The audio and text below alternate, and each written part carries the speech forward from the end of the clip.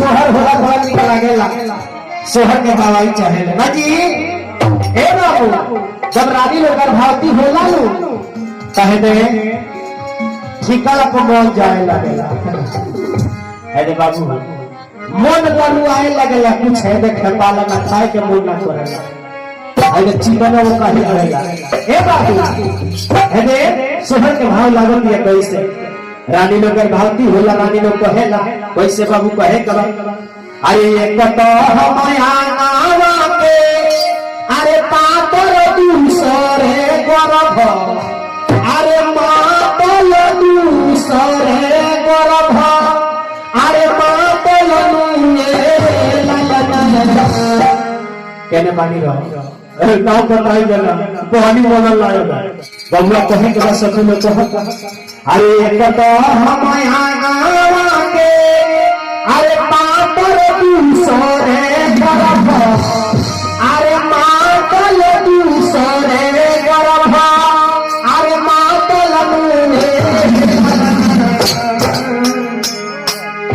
लेकिन आई ना वाट से कलम कोते रहो काहे से हमें बात पहुंच जाए ले जाता दिखा बा मान के चली कि जब कुहार में भीड़ लागेला थावे नगरी में त यही के जब है ना धोले रहू लगाए तो लोग कहीं कोई किसान का बेटा है एकरा के है तब वो लोग कहीं के किसान का बेटा है कहां है ना तो ध्यान है ना बाप रे बाप कोई के लगता है कि भाई जी आगे है तारे का मैंने भाई जी कल से चल तो जान तरी बाप रे बाप पाए लो अपन लोग से प्रस्थान करत एक दिन के बात हो बाबू एक दिन रहल ब्याह से रहल माने ऊपर मलकिनी माई के नैहर पे चल गई रही अपने छोटका बच्चा के लेके सुत रहले तो लइका आधा रात भइल तो लइका कहता पापा पापा मम्मी को बुला दो बोले कि पापा बेटा चुप हो जा इतना रात में याद मचाता है कल तुम्हारी मम्मी आ जाएगी अब वो माने जाए वो क्या कहता है कि खींच के तलाक करा कर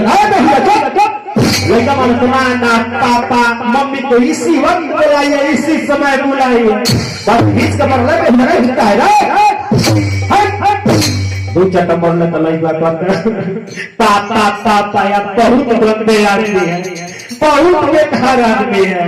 हम कहते हैं कि पापा मम्मी को बुला लो तो आप हमको मार दिए जब आप गाँव नहीं करने चले जाते हैं तो हम मम्मी से कहते हैं मम्मी मम्मी पापा बुला दो तो दिन भर में सीमान से 20-20 पापा बुलाती है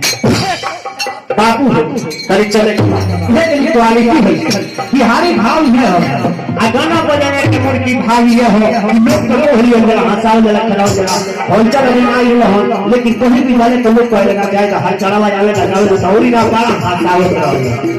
नाची लेकिन बाबू मार सर थोड़ा